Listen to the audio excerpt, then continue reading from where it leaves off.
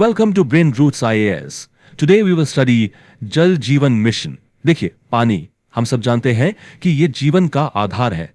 लेकिन सोचिए, अगर यही बेसिक जरूरत, यही पानी करोड़ों लोगों के लिए एक डेली स्ट्रगल बन जाए, तो आज हम जल जीवन मिशन को समझेंगे. ये एक ऐसी स्कीम है जिसने इंडिया के गांव में पानी की पूरी कहानी को बदलने का जिम्मा उठाया है. और ये सिर्फ एक गवर्नमेंट स्कीम नहीं है, बल्कि ये इंडिया की एक बड़ी सोशियो इकोनॉमिक रेवोल्यूशन की स्टोरी है. तो आइए इसको आराम से डिटेल में समझते हैं. सोचिए जरा, एक मामूली सा पानी का नल कैसे एक नेशनल रेवोल्यूशन का सिंबल बन सकता है. यह सवाल इस पूरे एनालिसिस की फाउंडेशन है. एंड टू आंसर दिस, हमें सबसे पहले प्रॉब्लम का स्केल समझना होगा. आखिर इस क्रांति की जरूरत पड़ी ही क्यों? प्रॉब्लम आखिर थी कितनी बड़ी? अब जरा इस नंबर पे गौर कीजिए. 2019 में इंडिया के 100 ग्रामीण घरों में से सिर्फ 17 घरों में नल से पानी आता था. इसका मतलब क्या हुआ? मतलब साफ है कि 83% पॉपुलेशन यानी करोड़ों महिलाएं, बच्चे और परिवार हर रोज पीने के पानी के लिए स्ट्रगल कर रहे थे. This isn't just a statistic, this was a national crisis.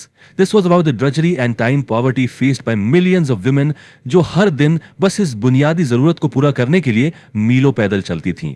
और इसी मैसिव चैलेंज का जवाब बनकर आया जल जीवन मिशन. ये कोई आम सरकारी योजना नहीं थी, नहीं. इसको एक रेवोल्यूशन की तरह, एक जन आंदोलन की तरह इंप्लीमेंट किया गया. गोल बिल्कुल क्लियर था, to fundamentally change the water landscape of rural India post 2019. ये एक, आप कह सकते हैं, पैराडाइम शिफ्ट था. तो आखिर इस मिशन का कोर ऑब्जेक्टिव था क्या? द स्टेटेड ऑब्जेक्टिव इज, ध्यान से सुनिएगा, to provide a functional household tap connection, जिसे FHTC भी कहते हैं, to every rural household. और यहां जो सबसे इंपॉर्टेंट कीवर्ड है जिस पे पूरा मिशन टिका है, वो है functional. Believe me, this one word changes everything. तो इस फंक्शनल का मतलब क्या है? What does it actually mean? देखिए, इसका मतलब सिर्फ ये नहीं है कि पाइप बिछा दिया और एक टैप लगा दिया. No, it's a service delivery guarantee. एक तरह की गारंटी है. एक फंक्शनल कनेक्शन वो है जो एक स्पेसिफिक क्वालिटी और क्वांटिटी ऑफ वाटर प्रोवाइड करे. स्टैंडर्ड क्या सेट किया गया है? The standard is 55 liters of potable water per capita per day, यानी कि 55 LPCD. यहां पोर्टेबल का मतलब है पानी पीने के लिए सेफ हो, और ये सप्लाई, ध्यान दीजिए, रेगुलर और लॉन्ग टर्म बेसिस पर होनी चाहिए. तो ये है इस मिशन की क्वालिटी डेफिनेशन. और इसका नतीजा क्या निकला? The result? Well, it has been truly astonishing. आप देखिए, सिर्फ कुछ सालों में हम 17% से सीधे 81% से भी ज्यादा पर आ गए हैं. रूरल हाउस होल्ड्स जिनके पास टैप वाटर कनेक्शन है. यह सिर्फ एक जंप नहीं है, this is a monumental leap. एक बहुत बड़ी छलांग है पब्लिक सर्विस डिलीवरी में, जो इस मिशन की स्पीड और स्केल को दिखाती है. ठीक है, तो पाइप्स लग रहे हैं, कनेक्शंस दिए जा रहे हैं, सब अच्छा है. लेकिन अब यहां से आगे क्या? The most important question is, what's next? और बस यहीं पर इस मिशन की स्ट्रैटेजी इवॉल्व हो रही है.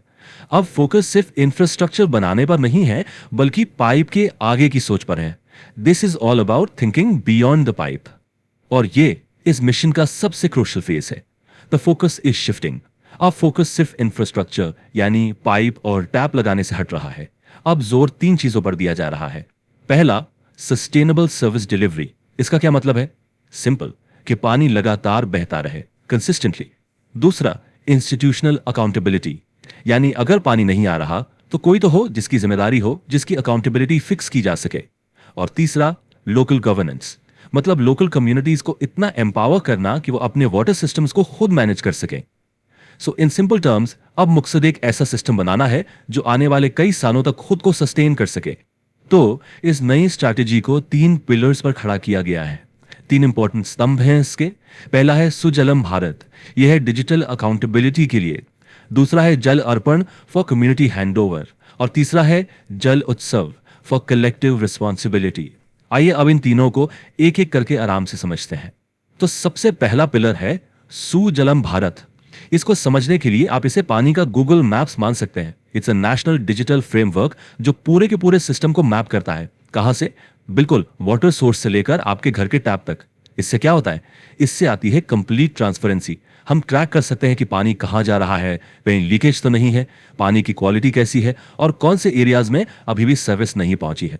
और ये जो डेटा है ना, this is critical for fixing accountability. अब आते हैं दूसरे पिलर पर, जल अर्पण. इसका मतलब बहुत सिंपल है, हैंड ओवर.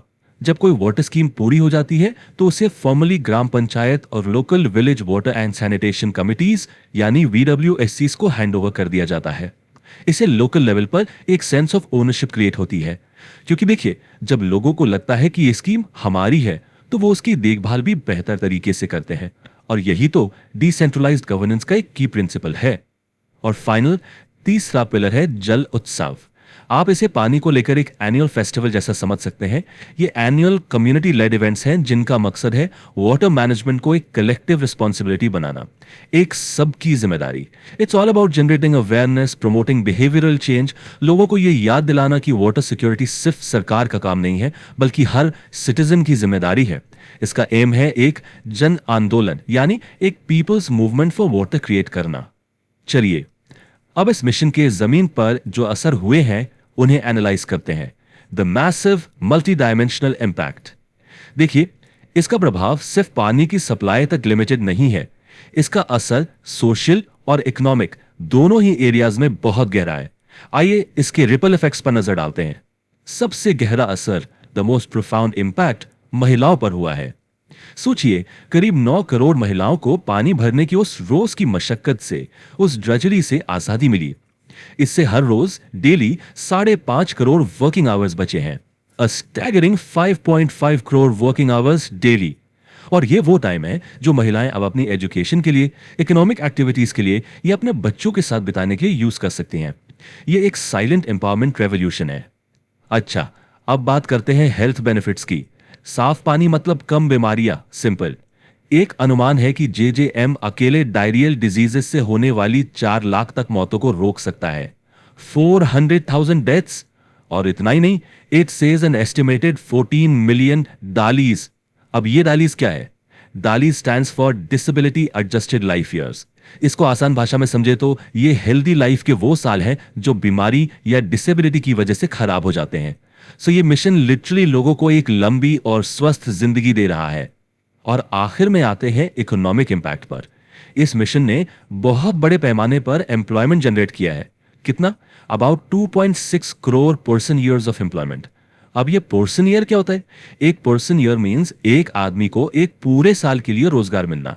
इसमें डायरेक्ट एम्प्लॉयमेंट भी शामिल है, जैसे पाइप बिछाने वाले लोग, मेसन्स, और इनडायरेक्ट एम्प्लॉयमेंट भी, जैसे पाइप, सीमेंट और टैप बनाने वाली इंडस्ट्रीज में। तो ये रूरल इकोनॉमी के लिए एक बहुत बड़ा बूस्ट है, जिससे लोगों की परचेजिंग पावर बढ़ रही है।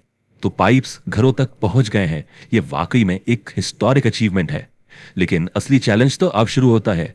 The most critical question is this: हम ये कैसे इंश्योर करें कि इन नलों में पानी हमेशा बहता रहे, फॉरएवर?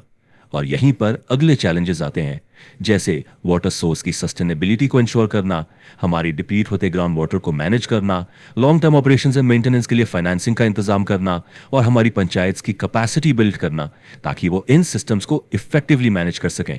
याद रखिए, जल जीवन मिशन की असली सफलता सिर्फ इससे नहीं नापी जाएगी कि कितना इंफ्रास्ट्रक्चर बना, बल्कि इस बात से नापी जाएगी कि क्या ये आने वाली जनरेशंस के लिए भी फंक्शनल रह पाता है या नहीं। If you found this lecture helpful, like, share and subscribe to the channel.